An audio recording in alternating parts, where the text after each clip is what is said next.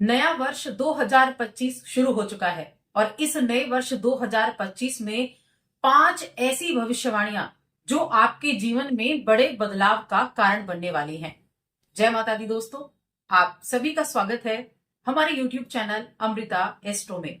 और इस वीडियो में मैं बात करने वाली हूं इस नए साल 2025 की 5 ऐसी भविष्यवाणी, 5 ऐसे ज्योतिषीय गोचर के प्रभाव के बारे में जो इस वर्ष में सबसे ज्यादा महत्वपूर्ण आपके लिए रहेंगे, जो सबसे अधिक लाभ देने वाले और सबसे ज्यादा बड़े बदलाव करने वाले आपके लिए होने वाले हैं। तो देखिए, ये जो वर्ष है, इस वर्ष में मैं पहले भी वीडियो मैंने बनाई कि कई ग्रहों का राशि परिवर्तन है और जब भी कोई ग्रह राशि बदलता है तो उसके प्रभाव भी बदलते हैं। जब कोई ग्रह गोचर करने वाला होता है तब उसके प्रभाव अचानक से बदलते हैं, यानी कि जैसे ही कोई ग्रह किसी एक ग्रह से निकलकर दूसरे ग्रह में जाएगा तो तब उसका प्रभाव देखने को मिलेगा। और जब वो ग्रह गोचर करने के लिए, यानी कि कुछ समय बाद उसका गोचर होने वाला है, उससे पहले उसका प्रभाव देखने को सबसे अधिक मिलता है। तो इस वीडियो में इसी 5 ऐसी ग्रहों के गोचर, 5 ऐसी भविष्यवाणियां जो निश्चित रूप से इस वर्ष में आपके लिए होंगी, और आप तारीख भी नोट कर सकते हैं कि कब से कब तक या कौन सा ग्रह आपके लिए वो क्या भविष्यवाणी देने वाला है। तो बस आगे बढ़ने से पहले एक छोटा सा ही निवेदन है। चैनल पर आप पहली बार आए हैं और अभी तक चैनल को सब्सक्राइब नहीं किया है तो चैनल को सब्सक्राइब कर लें, और अपनी कुंडली दिखाना चाहते हैं तो स्क्रीन पर आपको नंबर मिल जाएगा या वीडियो के नीचे डिस्क्रिप्शन में नंबर मिल जाएगा, वहां से कर सकते हैं।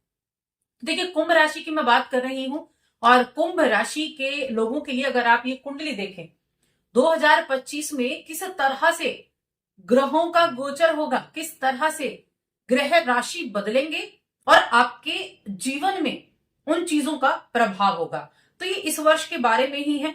जो आपके जन्म पत्रिका में ग्रहों की स्थिति है उसके आधार पर भी ये भविष्यवाणी है। और ये जो देखिए गोचर होता है, गोचर होता है कुछ समय के लिए। जितना टाइम पीरियड जिस ग्रह के पास है एक राशि में रहने के लिए, उतने टाइम तक वो उसमें रहेगा, अपने रिजल्ट देगा, फिर अगले घर में बैठकर फिर उसके रिजल्ट देगा। तो शुरुआत से शुरू करते हैं, जनवरी के महीने से और दिसंबर के महीने तक की हम शुरुआत करेंगे। सबसे पहले मैं बात करूंगी देवताओं के गुरु बृहस्पति के बारे में। गुरु बृहस्पति आप सभी को पता है आपके चौथे घर में विराजमान है और चौथे घर में ये 14 मई तक रहने वाले हैं। 14 मई को इनका राशि परिवर्तन होगा। तो जब इनका राशि परिवर्तन होगा तब ये आपको कुछ ऐसे बदलाव देकर जाएंगे, ऐसे चेंजेस आपके जीवन में लेकर आएंगे जो आपको अचानक से फील होंगे कि हाँ, ये बदलाव आपके जीवन में हो रहा है। क्योंकि जब भी कोई ग्रह राशि बदले, कोई महादशा शुरू हो, कोई अंतरदशा शुरू हो, इन सभी चीजों का प्रभाव आपको देखने को मिलता है। अब कुंभ राशि के लोगों के लिए, कुंभ लग्न के लोगों के लिए, दोनों के लिए है। तो देखिए, कुंभ राशि के लोगों के लिए जो गुरु बृहस्पति है वो क्या है, आपके धन के स्वामी है, धन भाव के स्वामी है और आपके लाभ भाव के स्वामी है। तो आपकी जो फाइनेंशियल कंडीशन है उसको तो गुरु बृहस्पति ही देखते हैं। अब धन हुआ, इनकम आएगी तो धन प्राप्त होगा। इनकम लाभ के भाव के स्वामी और धन भाव के स्वामी। इनकम आई, धन संचित किया, धन प्राप्त किया, चौथे घर में बैठे हैं। चौथा घर क्या है, सुख सुविधाओं का है। और यहां से गोचर कहां होगा 14 मई को, यहां होगा आपके पंचम भाव में। अब यहां से क्या होने वाला है, तो गुरु बृहस्पति जाते जाते आपके कार्यक्षेत्र में बहुत बड़े बदलाव करेंगे, क्योंकि सीधी दृष्टि कार्यक्षेत्र पर है। बहुत बड़ा बदलाव आपके कार्यक्षेत्र में यहां गुरु जाते जाते आपको दे सकते हैं। जॉब में चेंजेस दे सकते हैं, कहीं ट्रांसफर दे सकते हैं, अपने घर के पास ट्रांसफर आपको दे सकते हैं, क्योंकि ये कहीं ना कहीं आपके माता का भाव भी होता है और माता कहाँ है, घर में है। तो जॉब को देख रहे हैं तो जॉब में बड़े चांसेस आप देखेंगे कि 14 मई तक आपकी जॉब में जरूर बदलाव आपको देखने को मिलेंगे। कुछ ऐसी चीजें धर्म कर्म से जुड़ी हुई आपके जीवन में इस समय होंगी। पैसों की स्थिति देखिए, करियर के भाव को देख रहे हैं, धन भाव के और इनकम भाव के स्वामी है और धन भाव के स्वामी भी हैं। तो यहां इनकी स्थिति जाते जाते देकर जाएगी क्या, चेंजेस, और धन लाभ तो आपके लिए अच्छा रहेगा ही। लेकिन जब 14 मई को गुरु बृहस्पति राशि बदलेंगे और आपके 5th हाउस में आएंगे, तो 5th हाउस क्या होता है, शिक्षा, प्रेम, शेयर मार्केट, संतान और पूर्व जन्म से जोड़कर देखा गया है इस पंचम भाव को। अब यहाँ वही हम चीजें अप्लाई करेंगे कि धन भाव के स्वामी है और लाभ भाव के स्वामी है और पंचम घर में आएंगे और अपने ही घर को देखेंगे। सबसे बड़ी चीज, गुरु बृहस्पति पंचम में बैठकर अपने घर, अपने लाभ भाव को देखेंगे।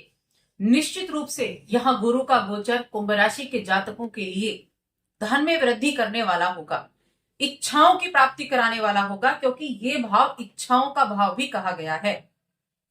संतान की इच्छा आप रखते हैं, संतान की इच्छा रखते हैं, संतान प्राप्ति के योग आपके लिए बनेंगे। प्रेम विवाह के आप, प्रेम जीवन है आपका, तो वहां प्रेम विवाह के योग भी आपके लिए बनेंगे। शेयर मार्केट में अच्छे रिजल्ट आपको देखने को मिलेंगे। इसके अलावा 1, 2, 3, 4, 5 अपने काल पुरुष की कुंडली में नवम भाव, भाग्य का भाव जो होता है ये गुरु बृहस्पति का होता है, कारक होते हैं यहाँ। तो अपने इस भाव को भी देख रहे हैं, पंचम भाव से, सप्तम भाव से यहां और नवम भाव से के यहां आपके लग्न को। गुरु का ये पॉजिटिव प्रभाव आपको एक अच्छी राह देगा, काम में आपको एक परिपक्वता देगा, भाग्य आपका साथ देगा। जो भी जातक किसी भी कार्य क्षेत्र में उलझे हुए थे, डिसीजन नहीं ले पा रहे थे, अच्छे डिसीजन ले पाएंगे। बाकी ग्रहों का गोचर होगा तो लग्न पर जब अशुभ ग्रह आते हैं तो वहां पर भी गुरु की दृष्टि होगी, तो वो भी कहीं ना कहीं आपके लिए अच्छे रिजल्ट देने वाले होंगे। भाग्य का सपोर्ट, नौकरी करते हैं, बिजनेस करते हैं, उसमें आपको अच्छी पोजीशन देखने को मिलेगी। व्यापार आप अच्छा कर पाएंगे, क्योंकि इनकम का हाउस है, इच्छाओं का घर है, तो इच्छाएं पूरी होंगी, चाहे वो आपके अध्यात्म से जुड़ी हो, धर्म से जुड़ी हो, संतान से जुड़ी हो, घरेलू जीवन से जुड़ी हुई हो। लेकिन गुरु का ये गोचर इस वर्ष में जाने से पहले भी चेंजेस करेगा जो आपके करियर में होंगे, और जाने के बाद इच्छाओं की पूर्ति करने का काम करने वाले हैं गुरु बृहस्पति। आपकी कुंडली के लिए गुरु बृहस्पति वैसे भी कहा आर्थिक स्थिति को संवारने के लिए है, और गुरु का काम है कि वो एक कुंडली को सुरक्षित रखता है, एक कवच देता है कि जहां मैं देखूंगा वहां कोई नुकसान नहीं करेगा, और जहां मैं बैठूंगा वहां। तो ये गुरु का एक सुरक्षा कवच होता है हर कुंडली के लिए। तो भाग्य का साथ भी मिलेगा, यात्राएं भी रहेंगी। देखिए, यात्राओं का भी योग बनेगा, आपके मित्र बड़े सपोर्टिव रहेंगे, यात्राएं आपके लिए धर्म से जुड़ी और कामकाज से जुड़ी हुई यात्राएं भी रहेंगी। तो ये काफी अच्छा योग। और शिक्षा के क्षेत्र में यहाँ बात करूं तो शिक्षा के लिए भी बहुत अच्छे रिजल्ट यहाँ देखने को मिलेंगे। कब? 14 मई से। 14 मई से पहले आप देखेंगे कुछ ना कुछ आपके कार्य क्षेत्र में चेंजेस जरूर होगा। अब हम दूसरी बात कर लेते हैं। दूसरा जो प्लैनेट है वो है शुक्रदेव। अब हमने एक देवताओं के गुरु बृहस्पति की बात की, दूसरे हम दैत्य गुरु शुक्राचार्य की बात करेंगे, इनके गोचर के बारे में बात करेंगे। और इनके गोचर के बारे में क्यों बात करेंगे ये भी मैं आपको बताऊंगी। देखिए, शुक्रदेव आपकी कुंडली में आपके भौतिक सुखों के, लग्जरी चीजों के कारक होते हैं। 2 नंबर लिखा है, ये शुक्र की राशि है, और आपके भाग्य के स्वामी है, यानी कि केंद्र के स्वामी, त्रिकोण के स्वामी है। तो आपकी कुंडली के लिए योग कारक ग्रह कहे जाते हैं। बहुत शुभ रिजल्ट देने वाले योग कारक ग्रह शुक्रदेव की जो पोजीशन है वो आपकी कुंडली में है, इसीलिए इनका शुभ भाव में बैठना बहुत अच्छे लाभ आपको देकर जाता है, जीवन में सुख सुविधाएं देकर जाता है। अब भाग्य का स्वामी और केंद्र का स्वामी, जो कि यहां लग्जरी चीजों को दिखाता है, भौतिक सुखों को दिखाता है, वो वर्ष की शुरुआत में आपके लग्न में विराजमान होंगे। अब इनका आपकी लग्न से गोचर होगा तो एक तो मित्र ग्रह है, दूसरे ये आपके लिए योग कारक ग्रह भी है। योग कारक ग्रह वो होता है जो आपकी कुंडली को बनाकर रखता है, जो आपकी कुंडली में ऐसे अच्छे सर्कमस्टांसेस बनाता है कि अच्छी पोजीशन पर है तो सब कुछ देकर जाएगा। तो इस अवधि में देखिए, ये अवधि जो है यहाँ जो जनवरी है, जनवरी में यहाँ रहेंगे। जनवरी में इनका गोचर आपके द्वितीय भाव में हो जाएगा, तब भी पोजीशन अच्छी है क्योंकि केंद्र के स्वामी है, त्रिकोण के स्वामी है। तो मैं यहाँ बात करूंगी आपके लग्न में, द्वितीय भाव में, तृतीय भाव में, चौथे भाव में और पंचम भाव में अगले 5 महीनों तक शुक्र की कृपा से आपके जीवन में बड़े बदलाव जरूर होने हैं। कैसे बदलाव होने हैं?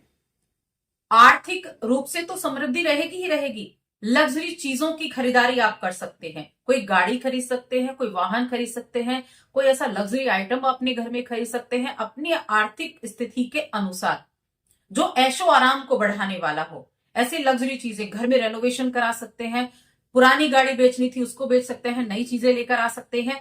क्योंकि गुरु शुक्र का यहां बैठना, इन भावों में शुक्र का बैठना, इन 5 भावों में जून के महीने तक आपको भाग्य का साथ तो दिलाएगा ही दिलाएगा, साथ में आपकी भौतिक सुखों की पूर्ति भी कराएगा, क्योंकि भौतिक सुखों के स्वामी है।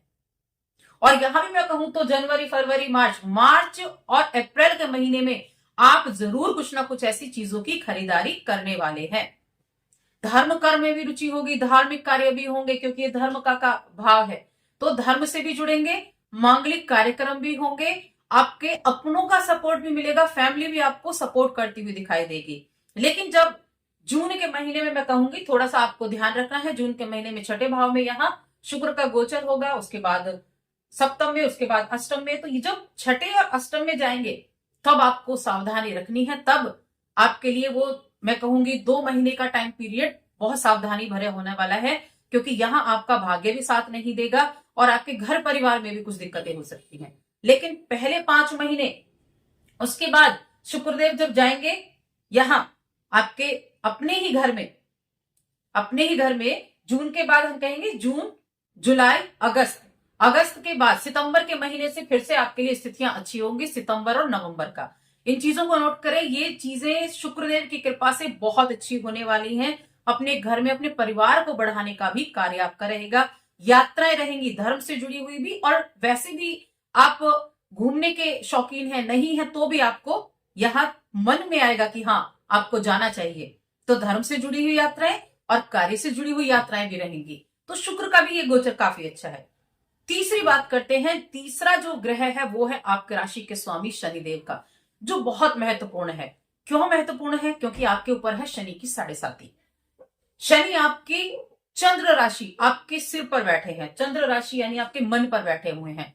जिनको शनि की 7.5 चल रही है उनके लिए ये पिछला 2.5 साल का टाइम पीरियड बड़ा मुश्किल भरा रहा होगा, क्योंकि उनके लिए कहीं ना कहीं मेंटल स्थिति बहुत खराब रही होगी, ओवर थिंकिंग रही होगी, मन किसी ना किसी चीज से परेशान रहा होगा, काम करने जा रहे हैं काम में मन नहीं लग रहा होगा, यानी इतनी ज्यादा टेंशन, इतनी ज्यादा थिंकिंग, ओवर थिंकिंग, थॉट्स इतने ज्यादा कि इंसान कुछ कर ही ना पाए, ऐसी स्थिति रही होगी इन 2.5 सालों में। लेकिन जब 29 मार्च को शनि का गोचर आपके द्वितीय भाव में होगा तो शनिदेव देखिए आपके मन से उतर जाएंगे। ये जो टाइम पीरियड होता है ना, जब शनि आपकी राशि में बैठे होते हैं 7.5 के दौरान, तो सबसे ज्यादा मन को परेशान करते हैं। तो जब ये आपके सेकंड हाउस में आएंगे तो आपकी जो ओवर थिंकिंग थी, आपकी जो टेंशन थी, आपका जो मन बिल्कुल किसी काम में लग ही नहीं पा रहा था, इतना ज्यादा टॉर्चर आप हो गए थे, वो चीजें खत्म होंगी, जो आपके लिए इस वर्ष में सबसे ज्यादा लाभ देने वाला होगा। क्योंकि जब हमारा मन ठीक है तो हम हर एक काम को कर सकते हैं। जब मन ही किसी चीज में नहीं लग रहा है तो हम कुछ नहीं कर पाते हैं। तो जब ये दूसरे घर में जाएंगे तो मानसिक स्थिति ठीक होनी आपकी शुरू हो जाएगी। शनि की 7.5 फिर भी रहेगी, लेकिन आपकी मन की स्थिति ठीक होनी शुरू हो जाएगी, धीमी गति से होगी। ऐसा नहीं गोचर किया और तुरंत हो गई, क्योंकि शनि का टाइम पीरियड काफी लंबा होता है, 2.5 वर्ष एक राशि में रहते हैं। तो यहाँ स्थितियों में परिवर्तन आना शुरू हो जाएगा। आप खुद देखेंगे और कमेंट भी करेंगे। कब से? 29 मार्च से। तो यहाँ जैसे ही शनि का गोचर होगा तो यहाँ शनि क्या करेंगे, आपके परिवार के साथ आपकी बॉन्डिंग बनाएंगे। शनि किन भावों के स्वामी है? 12वें घर के स्वामी है और आपके लग्न के स्वामी है। विदेश में जाकर पढ़ना चाहते हैं, विदेश के कारक भी कहे गए हैं शनिदेव। विदेश में जाकर जॉब करना चाहते हैं, उसके लिए आप एप्लीकेबल होंगे, उसके लिए आप ट्राई कर रहे हैं, तो किए गए प्रयास सफल होंगे। परिवार में आपका मन ज्यादा लगेगा, परिवार के प्रति समर्पित रहेंगे, अपने परिवार के प्रति जो जिम्मेदारियां हैं उनको निभाना चाहेंगे। तो यहाँ थोड़ा टाइम पर तक मैं कहूंगी थोड़ा ध्यान रखना होगा, क्योंकि कई बार ऐसा होता है कि ना चाहते हुए भी कुछ ऐसे शब्दों का प्रयोग हो जाता है जहां परिवार में कलह भी हो जाती है। तो थोड़ी सी सावधानी भी रखनी है। हालांकि अच्छा रहेगा। शनि की दृष्टि की अगर हम बात करें तो यहां से शनि एक तो आपके चौथे घर को देखेंगे, जो माता का घर है, तो माता के साथ अपनी बॉन्डिंग को जितना अच्छा रखेंगे उतना बढ़िया रहेगा। दूसरी चीज है सप्तम दृष्टि। तो यहां से जो शनि की दृष्टि है, शनि की दृष्टि यहाँ दूसरे घर से आपके अष्टम पर जाएगी। अष्टम पर जाएगी तो अचानक से होने वाली घटनाएं, ससुराल पक्ष से अपनी स्थितियों को अच्छा बनाकर रखें। पैतृक संपत्ति से जुड़ा भी ये भाव है, गुप्त भाव है, अचानक से होने वाली घटनाएं, न जाने क्या हो जाए, लेकिन धन से जुड़ी हुई चीजें भी होंगी। पैतृक संपत्ति हो गई, जमीन जायदाद हो गई, क्योंकि दूसरा भाव परिवार का भाव भी होता है, तो जमीन जायदाद से जुड़ी हुई चीजें भी यहाँ आपके लिए रहेंगी। ये चीजों को नोट करें, कब से कब तक चीजें बदलने वाली हैं, तो यहाँ अच्छी स्थितियां बनेंगी। अब हम चौथी चीज बात करते हैं, चौथे ग्रह की हम बात करते हैं। हमने गुरु की बात की, शुक्र की बात की, शनि की बात की, चौथा ग्रह हम बात करेंगे राहु की। तो तो देखिए राहु की अगर बात की जाए तो वो आपके द्वितीय भाव में बैठे हुए थे, और अब बदलाव कब होगा? 18 मई से आप बड़ा बदलाव होता देखेंगे, क्योंकि राहु आपके मन के ऊपर आने वाले हैं। शनि मन के ऊपर थे तो टेंशन दी, ओवर थिंकिंग दी, परेशानी दी, मन को पीड़ित कर दिया। लेकिन राहु है तो छाया ग्रह, शनि के ही छाया ग्रह हैं, लेकिन उनका तरीका अलग है, उनका सोचने का नजरिया अलग है। तो राहु जब यहाँ आएंगे तो क्या होगा? देखिए राहु, हमेशा बता दी राहु क्या है, राहु स्थिर है। तो राहु क्या करेंगे? आपको एक्स्ट्रा ऑर्डिनरी बनाएंगे। इतनी पावरफुल माइंड आपका होगा, टेंशन वाला नहीं, आपके पास आइडियाज बहुत होंगे। अभी देखिए राहु यहां बैठकर कहां देखेंगे? सप्तम भाव में देखेंगे। तो मैं कहूंगी जब राहु सप्तम में आते हैं तब थोड़ा सा, सप्तम में नहीं लगन में आएंगे, सप्तम को देखेंगे, तो पार्टनरशिप का जो भी आप काम शुरू करेंगे तो उसमें थोड़ा ध्यान आपको रखना है, सोच समझकर पार्टनर आपको चूज करना है जो आपके जैसा हो। लेकिन लग्न में बैठकर थॉट्स बहुत अच्छे देने वाले हैं, आइडियाज बहुत अच्छे होंगे। मन ये सोचेगा कि जो कुछ है वो मैं हूं, जो मैं सोचता हूं वो सही है, जो मैं आइडियाज है मेरे पास, जो मेरे पास मैं योजना बना रहा हूं वो सब सही है। आपको सब कुछ सही लगने वाला है। यहां ध्यान रखना है कि उन आइडियाज पर काम करना है जो आपके लिए सही में अच्छे हैं, थोड़ा सा उन पर रिसर्च करनी है, क्योंकि राहु का काम है थॉट्स देना, राहु का काम है सोचना, राहु का काम है आपको कई राह दिखाना। राहु आपको यहां बैठकर कई राह दिखा देंगे कि राहु कहेंगे कि यहां भी जाना है, यहां भी जाना है और यहां भी जाना है। सही राह आपको चुननी है कि आपकी राह कौन सी है, आपका मन किस राह के लिए है, आप किस राह के काबिल हैं, या आप किस राह पर चलना चाहते हैं। इस चीज को बहुत अच्छे से ध्यान रखना है। राहु उन लोगों को भ्रमित कर देता है जो भ्रमित होने के लिए तैयार होते हैं, यानी राहें कई दे देंगे, पहले इस पर चले, फिर वापस आए, फिर उस पर चले, या तीनों पर एक साथ काम करना शुरू कर दिया। एक ही राह चुने, एक ही काम करें और उसको करें जिसमें आपका इंटरेस्ट है। जो काम कर रहे हैं उसमें इनोवेटिव आइडियाज होंगे, उसमें भी चेंजेस आएंगे, काम करने का तरीका बदलेगा। बिजनेस में खासतौर से मैं कहूंगी काम करने का तरीका बदलेगा। राहु अपनी चलाएगा और सूर्य की राशि है और सूर्य के साथ ग्रहण योग बनाते हैं राहु। तो पार्टनरशिप में या बिजनेस आप कर रहे हैं तो वहां अपनी सोच को एकदम एकदम सटीक रखें कि हाँ ये है और ये मुझे ये रास्ता दिखा सकती है और ये मैं लाभ प्राप्त कर सकता हूं। तो इन चीजों में आपको ध्यान रखना है। बाकी राहु बहुत कुछ इस वर्ष आपको देने वाले हैं। सप्तम दृष्टि, पंचम दृष्टि और नवम दृष्टि जो राहु की है लग्न में बैठकर, तो बस सोच पर कंट्रोल रखें, आइडियाज को ध्यान रखें, सावधानी से काम करें तो राहु बहुत कुछ आपको देकर जाने वाला है 18 मई के बाद। और 1.5 वर्ष तक इस राशि में रहेंगे। 1.5 वर्ष तक का आप समय ले लीजिए, बहुत कुछ प्राप्त कर सकते हैं इस 1.5 वर्ष में। अगर राहु की बातों का सही से मतलब आप निकालें, राहु के जो आइडियाज हैं उनको आप अपने तरीके से फॉलो करें, तो इस चीज को अच्छे से ध्यान रखना है। पांचवी जो चीज आती है वो आती है राहु की। राहु की नहीं, केतु की। देखिए केतु आपके अष्टम भाव में बैठे हुए हैं। अब अष्टम भाव में बैठे हैं और 18 मई को ही आपके पंचम भाव में आ जाएंगे। पंचम भाव में आना पार्टनरशिप का भाव है, पंचम भाव जीवन साथी का भाव है पंचम भाव। और यहाँ राहु का पंचम भाव में आना आपके जीवन साथी के साथ थोड़ा सा आपको बॉन्डिंग को थोड़ा बिगाड़ सकता है, तो थोड़ा ध्यान रखें, क्योंकि ये आपके जीवन साथी का भी है, पार्टनरशिप है, पार्टनरशिप बिजनेस में भी है, पार्टनरशिप फैमिली में यानी कि आपकी जीवन साथी के साथ भी है। तो थोड़ा सा बस अपने वैवाहिक जीवन पर ध्यान देना है केतु की वजह से। देखिए केतु ऐसा नहीं कि संबंध विच्छेद करेगा। केतु, आप जब केतु यहां बैठेंगे तो बस थोड़ा इस चीजों पर ध्यान रखना है, थिंकिंग, क्योंकि राहु सामने वाले घर में होंगे तो शक पैदा कर सकते हैं, विवाह में शक पैदा हो सकता है। और शंका को दूर करना आपका काम है कि शक को पनपने ना दे, शंका को दूर बनाकर रखें, जो है वो रियल में है। क्योंकि केतु का काम है कि सारी चीजों को त्याग कर बस जो चल रहा है प्रेजेंट में उस पर आपको ध्यान देना है, इस चीज का ध्यान रखें। तो केतु के यहाँ आने पर पार्टनरशिप सोच समझ कर करें, जीवन साथी के साथ बॉन्डिंग को अच्छा रखें, किसी तीसरे व्यक्ति का हस्तक्षेप न होने दें, शक बिल्कुल दूर रखें। जहां शक पनप गया समझ लीजिए वही बाधा यानी शुरू हो जाएंगी, क्योंकि राहु भी सप्तम को देखेंगे, इसीलिए राहु के उपाय भी करने हैं। तो ये 5 ग्रह ऐसे हैं जो समय समय पर आपके जीवन को प्रभावित करेंगे, धन से भी, परिवार से भी, बिजनेस से भी, और बहुत कुछ देकर भी जाएंगे। 1.5 वर्ष तक यहाँ रहेंगे और आपके बिजनेस के लिए अच्छी स्थितियां भी बनाएंगे, परिवर्तन के योग भी लाएंगे। अपने बिजनेस में आप कुछ नया बिजनेस शुरू कर सकते हैं केतु के यहाँ आने पर, और अपने बिजनेस में इनोवेटिव आइडियाज भी ला सकते हैं, अपने बिजनेस में कुछ अलग चीजें भी कर सकते हैं। कॉन्ट्रेक्चुअल जॉब जो कर रहे हैं या कॉन्ट्रेक्चुअल जिनका काम है उनके लिए भी बहुत अच्छा है, कॉन्ट्रैक्ट बेस पे लगे हुए हैं उनके लिए अच्छा है।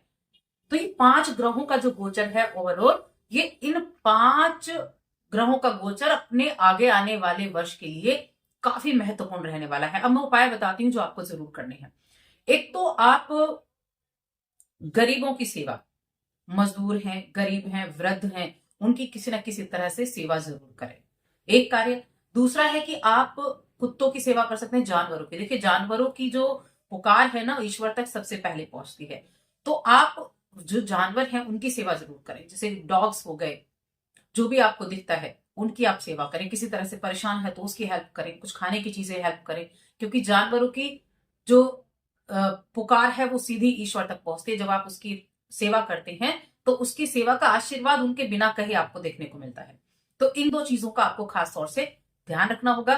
तो बस आज की इस वीडियो में इतना ही। वीडियो कैसी लगी कमेंट करके बताएं। चैनल पर पहली बार आए तो सब्सक्राइब करके जाएं। जय माता दी।